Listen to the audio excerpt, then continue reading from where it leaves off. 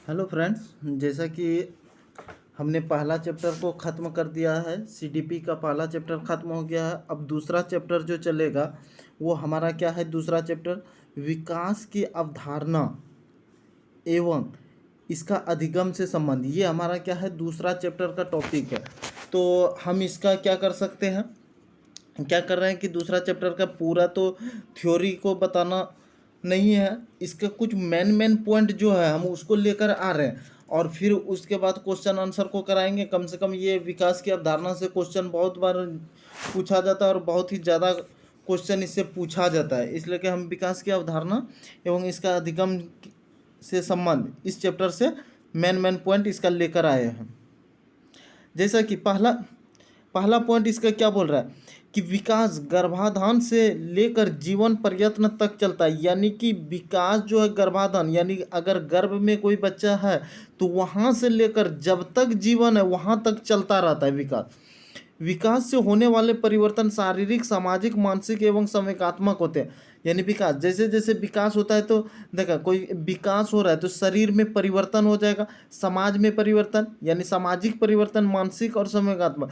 जैसे शरीर में परिवर्तन, जैसे विकास हो रहा है तो बच्चा बढ़ रहा है, बढ़ते बढ़ते धीरे धीरे बड़ा हो जाता है। जैसे समाज, पहले शुरू शुरू में वो समाज के बारे में कुछ और सोचता है, जैसे जैसे वो आगे बढ़ता है तो समाज, फिर उसका माइंड यानी मानसिक दिमाग बढ़ता है, संवेगात्मक होते हैं। ये विकास से होने वाले परिवर्तन।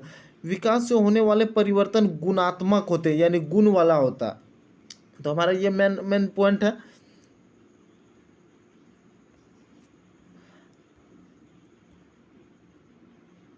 अगला पॉइंट, विकास क्रम प्राणी को परिपक्वावस्था प्रदान करता है। यानी विकास जो है प्राणी को परिपक्वावस्था प्रदान करता है।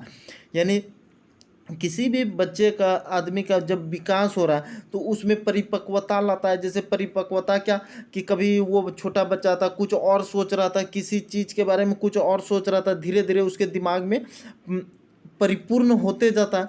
विकास परिपक्वता और परिवर्तनों की श्रृंखला है। विकास को कर्मिक परिवर्तनों की श्रृंखला कहा जाता है। इसके फलस्वरूप व्यक्ति में नवीन विशेषताएं का उदय होता है, पुरानी विशेषताओं की समाप्ति हो जाती है। यानी देखा कि बच्चे में हम कुछ और सोच रहे थे, किसी चीज़ के बारे में सोच रहे थे कि ये ऐसा चीज़ होता। जैसे कि चलो हम एक एग्जांपल दे के बताते हैं कि जब कोई छोटा बच्चा है तो आकाश को देख रहा है तो कहीं ना कहीं उसको आकाश क्या लग रहा है कि झुका हुआ लग रहा है। लेकिन जैसे जैसे वो बड़ा होता है तो क्या उसके समझ में आता है ना कि हाँ भाई, आकाश कहीं झुका हुआ नहीं है। जैसे अगला एग्जाम्पल इस ढंग से आप जो भी सोच सकते हैं, तो वो क्या है कि विकास कर्मिक परिवर्तनों की श्रृंखला कहा जाता है। इसके फलस्वरूप व्यक्ति में नवीन विशेषताओं का उदय होता है और पुरानी विशेषताओं की समाप्ति हो जाता है। यानी पुराना कोई भी चीज़ को वो सोच के रखा है तो वो खत्म हो जाता है। विकास में होने वाले परिवर्तन रचनात्मक और विनाशात्मक दोनों प्रकार के होते हैं। देखें कि जैसे विकास में होने वाले परिवर्तन क्या होता है, रचनात्मक और विनाशात्मक। किसी का दिमाग जब आगे बढ़ता है, हो सकता है कि वो कोई अच्छा काम करे, और कोई क्या करता है विनाशात्मक, यानी बुरा चीज़ के बारे में सोचने लगता है, बुरा करने के लिए सोचने लगता है। पृथ्वी पे तो दोनों तरह के आदमी हैं, कुछ अच्छे इंसान है तो कुछ बुरे तो इंसान है, इसलिए कि दोनों तरह का हो सकता है आदमी में जैसे विकास होगा। अब कोई, चले भाई हम लोग सीटेट पढ़ रहे हैं तो सीटेट अगर आप लोग पढ़ रहे हैं सबको ही, तो क्या हो रहा है कि आप टीचर बनेंगे। कोई नहीं पढ़ रहा है, कभी हो सकता है कि चोर बन जाए, गुंडा बन जाए, बदमाश बन जाए, आतंकवादी बन जाए, ऐसा हो रहा है। तो ये क्या हो रहा है कि विकास में होने वाले रचनात्मक और विनाशात्मक दोनों प्रकार के होते हैं। प्रारंभिक अवस्था में होने वाले, अगला पॉइंट, प्रारंभिक अवस्था में होने वाले परिवर्तन रचनात्मक होते हैं। यानी शुरू में होने वाला परिवर्तन क्या होता है, रचनात्मक होता है। उत्तरार्ध में होने वाले परिवर्तन विनाशात्मक होते हैं। जैसे प्रारंभ हो सकता है कि रचनात्मक, रचना वाला, बाद में अगर कोई तरह का किसी का देखते हो कि नहीं कि आतंकवादी बन जाता है बाद में सोचते सोचते। अगला पॉइंट, रचनात्मक परिवर्तन प्राणी में परिपक्वता लाते हैं। यानी क्या, कि जैसे रचनात्मक कोई अच्छा काम कर रहा है तो प्राणी में क्या है, परिपक्वता, कि अच्छा चीज़ें परिपूर्ण हो गया।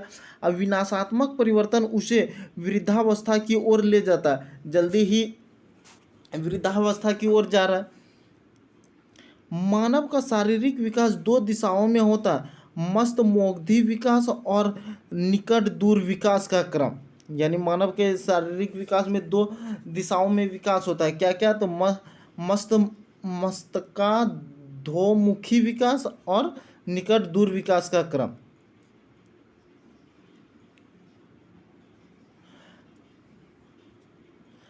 मस्ताधोमुखी विकास सिर से पैर की ओर होता है। यानी क्या? मस्ताधोमुखी विकास कहाँ से कहाँ? तो सिर से, ये चीज को ध्यान में रखना, क्वेश्चन इससे आएगा। सिर से पैर की ओर होता है। भ्रूणावस्था में पहले सिर का विकास होता है, बाद में धड़ का निचले भागों का विकास होता है। यानी भ्रूण में जब बच्चा क्या होता है कि भ्रूण में रहता है, यानी गर्भ में रहता है, तो सबसे पहले किसका? तो सिर का विकास होता है, उसके बाद धड़ का, तथा निचले, बाद में निचले भागों का होता है। निकट, अगला पॉइंट है, निकट दूर विकास क्रम में शारीरिक विकास पहले केंद्रीय भागों में प्रारंभ होता है। यानी शारीरिक विकास पहले कहाँ? तो केंद्रीय भागों में प्रारंभ होता है, इसके बाद केंद्र से दूर के भागों में होता है। यानी इसके बाद केंद्र से दूर के भागों में होता है। अगला पॉइंट, विकास का क्रम में कोई भी बालक पहले सामान्य क्रिया करता है। जैसे विकास का क्रम में कोई भी बालक जो है ना, वो सामान्य क्रिया करता है, इसके बाद विशेष क्रिया की ओर अग्रसर हो जाता है। पहले क्या करता है कि विकास का क्रम में कोई भी बालक क्या करता है? सामान्य की ओर क्रिया करता है, इसके बाद वो विशेष की ओर चल जाता है। प्रत्येक बालक की विकास दर, नेक्स्ट पॉइंट है, प्रत्येक बालक की विकास दर तथा प्रतिमानों में व्यक्तिगत भिन्नता पाई जाती है। यानी हर बालक में विकास की दर तथा प्रतिमानों में व्यक्तिगत भिन्नता, सब में अलग अलग पाया जाता है, भिन्नता, अलग अलग विकास है। नेक्स्ट पॉइंट, शरीर के विभिन्न अंगों में विकास की गति समान नहीं होती है। यानी शरीर के विभिन्न अंग, जैसे हमारा शरीर है तो उसमें विभिन्न जितना भी अंग है, विकास का गति समान नहीं है। अब ये नहीं कि अगर पैर बढ़ रहा है तो हाथ भी बढ़ेगा, ऐसा नहीं है, समान नहीं है कि हाँ चल भाई पैर 1 हाथ बढ़ गया या 1 इंच बढ़ गया तो हाथ भी 1 इंच बढ़ेगा, ऐसा कोई जरूरी नहीं है। अब पैर अगर 2 इंच बढ़ रहा है तो माथा भी 2 इंच बढ़ेगा, ऐसा नहीं है। नेक्स्ट पॉइंट, विकास परिपक्वता और शिक्षण दोनों के परिणाम हो सकते हैं। विकास परिपक्वता और शिक्षण दोनों का परिणाम होता है। यानी विकास, जैसे विकास होता है, परिपक्वता, जैसे विकास हो गया तो अब चल भाई एक समय होता है कि हाइट आदमी का रुक जाता है, तो हाइट रुक जाता है, बुद्धि अब इससे ज़्यादा काम नहीं करेगा, तो ये परिपक्वता और शिक्षण दोनों का परिणाम होता है। आगे चलते हैं हम। बालक में विकास में पोषण महत्वपूर्ण भूमिका निभाती है। यानी कोई भी बच्चा है तो उसमें पोषण महत्वपूर्ण भूमिका निभाता है। संतुलित और पौष्टिक भोजन, प्रोटीन, वसा, खनिज लवण, विटामिन शारीरिक व मानसिक विकास में सहायता होता है। देखा क्या बोल रहे हैं कि बालक के विकास में पोषण महत्वपूर्ण, जैसे कि कोई भी बच्चा है उसको देखा बच्चे में कितने कुछ खिलाता है, क्यों? कि संतुलित और पौष्टिक आहार उसको मिल सके, जैसे प्रोटीन, वसा, खनिज लवण, विटामिन, ये सब मिल सके, तो आदमी को उससे क्या होता है कि शारीरिक और मानसिक विकास में सहायता होता है। कि जैसे हॉर्लिक्स खिला रहा है, बॉर्नवीटा खिला रहा है, सेब, नारंगी, जो भी फल फ्रूट है तो जितना भी खिला रहा है, तो उससे क्यों? कि बच्चे को क्या मिले? प्रोटीन मिले, वसा मिले, खनिज लवण मिले, विटामिन मिले, इससे शरीर उसका ग्रोथ करेगा और दिमाग भी ग्रोथ करेगा।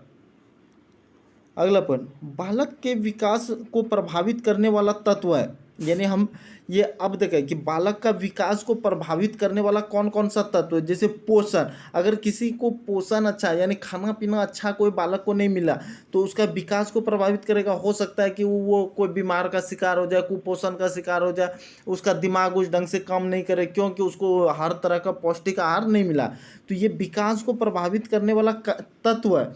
पोषण, बुद्धि, यौन, अंतःस्रावी ग्रंथियां, प्रजाति, रोग एवं चोट, घर का वातावरण, पास पड़ोस का वातावरण, विद्यालय का वातावरण, सांस्कृतिक वातावरण तथा शुद्ध वायु एवं प्रकाश, ये सारा क्या है तो उसके विकास को प्रभावित कर सकता है। हो सकता है कि जैसे कि ये जितने भी है, हो सकता है कि इसका विकास आगे भी जा सकता है, नीचे भी जा सकता है, ये सब दोनों। जैसे अब मान लीजिए पास पड़ोस का वातावरण, तो घर का वातावरण हो सकता है, उसके पास पड़ोस का वातावरण बहुत ही अच्छा हो, सब आदमी बहुत ही अच्छे से बात करता हो, बहुत अच्छा व्यवहारिक हो, तो उसके दिमाग में भी वैसा घुसेगा, बहुत अच्छा से बात करने, लोगों से बड़ा छोटों का इज्जत करना वो सीखेगा। अगर पास पड़ोस उसके अच्छा सा रहता, हो सकता है कि पास पड़ोस में बहुत ही गंदे शब्दों का व्यवहार किया जा रहा है, तो उसके उसके भी दिमाग में क्या हो जाएगा, ऐसा ही व्यवहार आ जाएगा। नेक्स्ट पॉइंट, शैशवावस्था में शिशु के समायोजन की अवस्था कहलाती है, क्योंकि इस अवस्था में शिशु गर्भाशय के आंतरिक वातावरण से निकलकर बाह्य वातावरण के साथ समायोजन का प्रयास करता है। तो देखा कि शैशवावस्था जब बच्चा है, छोटा है, ठीक है, तो शिशु के समायोजन की अवस्था कहलाती है। जैसे समायोजन क्या, कोई भी चीज़ को वो क्या करता है, अपने में समेट लेता है, क्योंकि इस अवस्था में शिशु गर्भाशय से यानी गर्भ से निकलकर आंतरिक वातावरण में बाह्य वातावरण के साथ समायोजन हो जाता है। जैसे गर्भ से निकलता है तो वो अब ये वातावरण में आ गया और उसको समायोजन करेगा। जैसे कोई भी चीज़ को है तो वो अपनी ओर समेटेगा। समेटेगा क्या, आप गलत उसके सामने बोलिएगा तो वो गलत ही सीखेगा, सही बोलिएगा तो वो सही सीखेगा। विकास का क्रम में शैशवावस्था की मुख्य विशेषताएं हैं, यानी विकास का क्रम में शैशवावस्था की क्या विशेषता है, तो अपरिपक्वता, पराश्रितता, संवेगशीलता, व्यक्तिगत भिन्नता इत्यादि, ये सब क्या है कि विकास के क्रम में शैशवावस्था की मुख्य विशेषता है। अगला चलते हैं पॉइंट,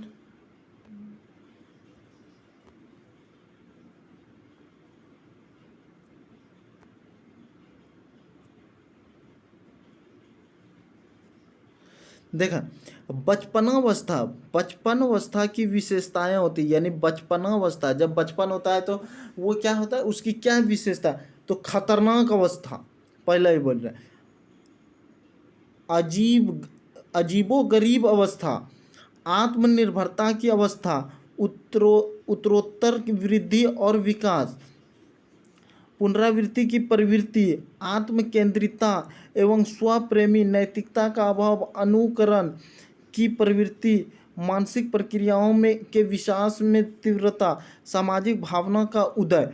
तो ये क्या है कि बचपन में ये सब है, बचपनावस्था जब बचपन है उस समय की ये विशेषता है।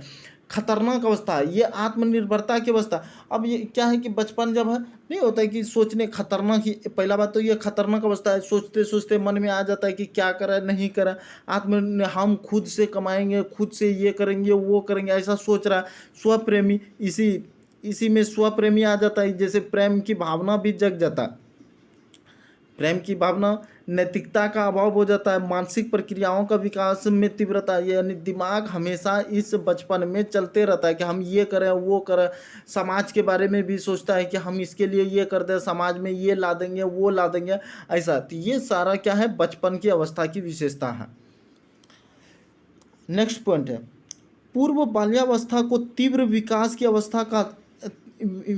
अवस्था, यानी पूर्व बाल्यावस्था को तीव्र विकास की अवस्था, स्कूल पूर्व की अवस्था, समूह पूर्व की अवस्था और जिज्ञासु प्रवृत्ति की अवस्था कहा जाता है। यानी ये जो पूर्व बाल्यावस्था को तीव्र विकास की अवस्था कहा जाता है, स्कूल पूर्व की अवस्था, समूह पूर्व, ये सब क्या है कि पूर्व बाल्यावस्था में ये सब काम किया जाता है कि मतलब बहुत जल्दी सोचना, बहुत जल्दी करना, अपने आप को ये सबको अपने आप में ये बहुत जल्दी सोचेगा बच्चा, बहुत जल्दी आगे स्कूल जाएगा, समूह बना लेगा कि हाँ भाई सब साथ में रहेंगे, ये करेंगे वो करेंगे। नेक्स्ट पॉइंट चलते हैं,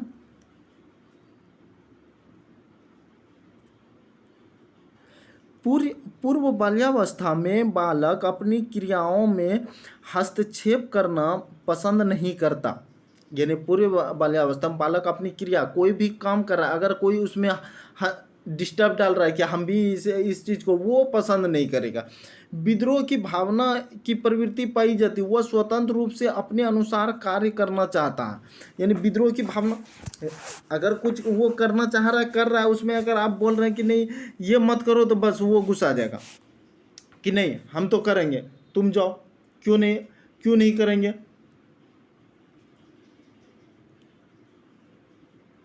तो ये पूर्व तीसरे 3 साल से 6 वर्ष तक होता है। ये पूर्व बाल्यावस्था जो होता है 3 साल से 3 साल के बाद 6 वर्ष 6 साल तक होता है। तो वो विद्रोह की भावना करेगा कि नहीं हम ये करेंगे तो करेंगे, अगर आप उसको डिस्टर्ब करेंगे तो वो आपके ऊपर ही गुस्सा जाएगा।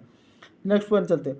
विकास के क्रम में उत्तर बाल्यावस्था को प्रारंभिक स्कूल की आयु, यानी विकास के क्रम में उत्तर बाल्यावस्था प्रारंभिक स्कूल की आयु, उत्तर बाल्यावस्था जो होता है 7 वर्ष से 12 वर्ष तक होता है, यानी उत्तर बाल्यावस्था।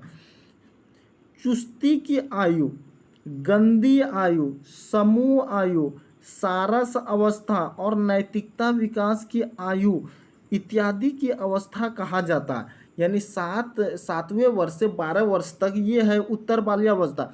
तो स्कूल की आयु ये स्कूल का समय हो जाता है। चुस्ती की आयु, स्मार्ट एज, चुस्ती एकदम। गंदी आयु इसी समय में नहीं होता है कि समूह बनाना, बुरा चीज़ सोचना, देखना, ठीक है, खेल कूद करना, गंदा हो के घर लौटना। तो ये गंदी आयु इसलिए को बोल रहा है। 7 साल से 12 साल तक जहाँ देखा कीचड़ पानी ये वो पैर रख दिया, गंदा होते हुए घर आ गया। स्कूल गया है तो रास्ते में कुछ कुत्ता बिलाया हैन तैन कुछ भी देखा तो डेला उठाया मार दिया। तो ये है उत्तर बाल्यावस्था 7 साल से 12 साल तक। विकास के क्रम में नेक्स्ट पॉइंट है, विकास के क्रम में किशोरावस्था को सुनहरी अवस्था कहा जाता है। किशोरावस्था को सुनहरी अवस्था कहा जाता है, यानी ये किशोरावस्था जो आपका हो जाएगा ये 12 वर्ष के बाद ही होगा।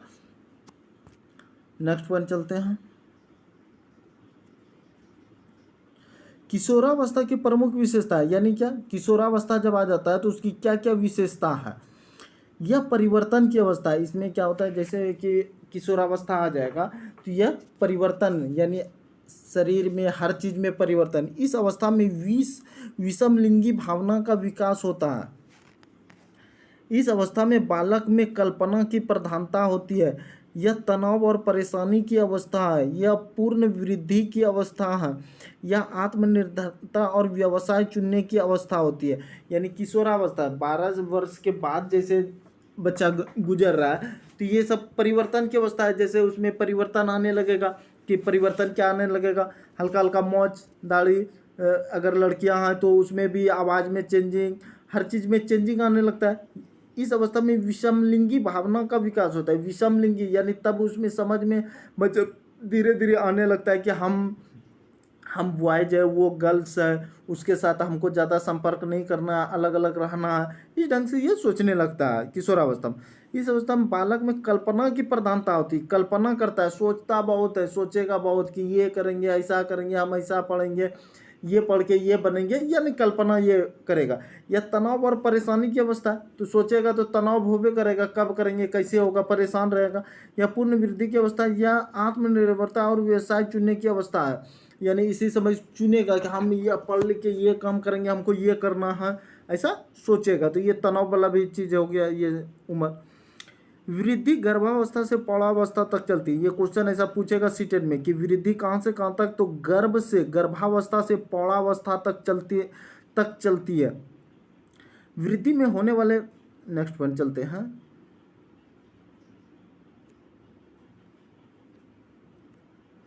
वृद्धि में होने वाले परिवर्तन शारीरिक होते हैं। यानी वृद्धि में कोई भी परिवर्तन हो रहा है तो शारीरिक, यानी वृद्धि किया, वो आदमी वृद्धि कर रहा है, वो बच्चा वृद्धि कर रहा है तो क्या शरीर में परिवर्तन हो रहा है। क्या वृद्धि कर रहा है, तो शरीर बढ़ रहा है, मोटापा बढ़ रहा है, अब विकास वृद्धि कर रहा है, दाढ़ी मोचा रहा है, बच्चे में बड़ा हो गया कि 12 साल का 15 साल का हो गया, अब बड़ा हो गया, देखने में ऐसा हो, तो वृद्धि के दौरान होने वाले परिवर्तन मात्रात्मक होते हैं। वृद्धि में होने वाले परिवर्तन रचनात्मक होते हैं।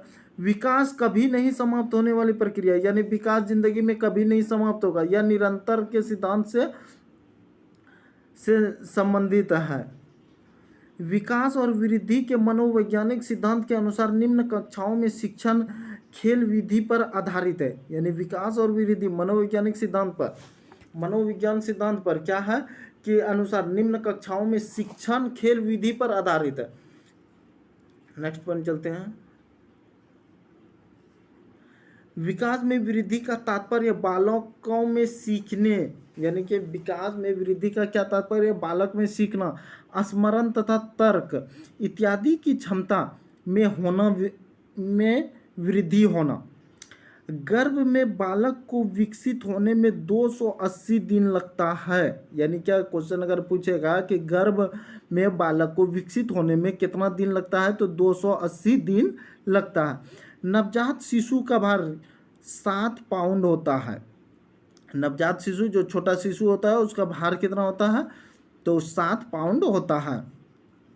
अब मेन पॉइंट जितने भी थे इसके ख़त्म हो गए। ये विकास की अवधारणा एवं इसका अधिगम से संबंध, ये जो लेसन 2 है सीडीपी का, तो इसका जो इम्पोर्टेंट पॉइंट था हम उसको आपको बता दिए।